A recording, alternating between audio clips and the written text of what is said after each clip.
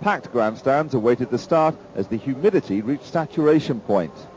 The parade lap completed, the cars lined up on the grid, with the leading players arranged neatly in rows: McLaren, Ferrari and Williams. With the green light, Berger tried desperately to separate Senna from the lead going into the first corner as mayhem broke out at the back of the grid with a wheel flying perilously close to drivers' heads.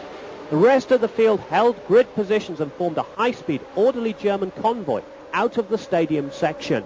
But not everyone was following. There was chaos at the back of the grid when Pirot's Dallara climbed over Brabham's Brabham and span in front of Philippe Alliot's Ligier.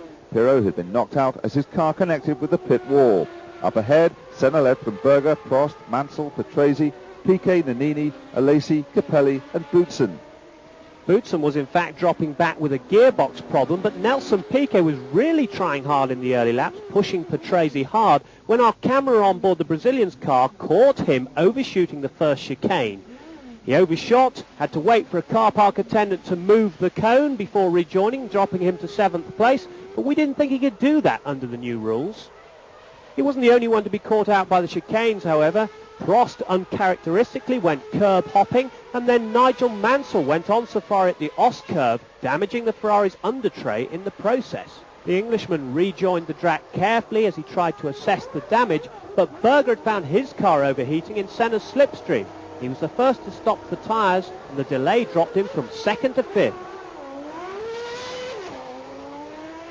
Prost stopped early for tyres too, but it wasn't the Ferrari pit crew's best effort and cost him a fall from 3rd to 7th place in the order. Shortly afterwards, Mansell limped home, the trip across the grass having proved fatal. Senna was the last of the front runners to take on fresh rubber. The McLaren pit crew showed their colleagues at Ferrari the way to go, another sub-7 second stop.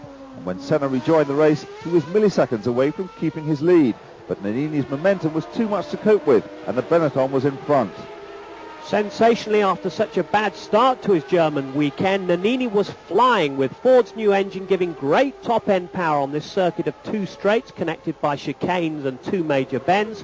But somehow, Alessandro kept Senna at bay, his Benetton clearly on the limit, not just on traction but tyre wear too, with Grand Prix veteran Riccardo Patrese again impressing in 3rd place. Jean Alesi further demonstrated his agitated and uneasy mood as he dramatically missed his pit, and he had to go round again.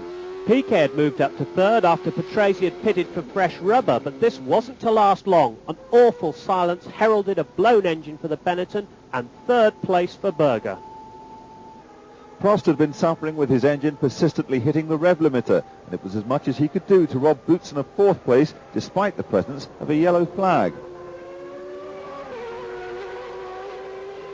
Meanwhile, the cat-and-mouse game at the front of the race was coming to an end. Nannini had performed brilliantly on his single set of tyres, but no one believed he could hold back the McLaren, complete with new rubber, forever. Senna made his move on lap 34, and the Italian had nothing by way of response. The way was clear for the Brazilian to move smoothly towards his 24th Grand Prix victory. He had stopped the rot begun by Prost in Mexico and scored an important win for McLaren. The doubters would have to eat their words. It was Senna's 4th win of the year, and it meant the championship race was back on with a vengeance. An excellent 2nd place for Nannini, with Berger 3rd, Alain Prost 4th, Patrese 5th and Boutsen 6th. When I get out of the pits, Nannini just passed by, just managed to go through. I had some difficulty for a couple of laps with the pressures, so I wait. But then when I tried to push, I had some problem with the engine, and the engine lost some power. So I tried just to go through, but I realized I couldn't do it. So I decided to back off and give some time, think about, refresh the tires again, because being behind was too hard on the tires, and wait for later race. I realized he had not stopped for tires, so for sure later in the race he would have more problem, because his tires would be worn out, while I had the new fresh tires. So it worked good. Towards the end he started to have more difficulties with grip, and I was able to be more stronger, to come closer, and I managed to get a very good tow and then overtake him.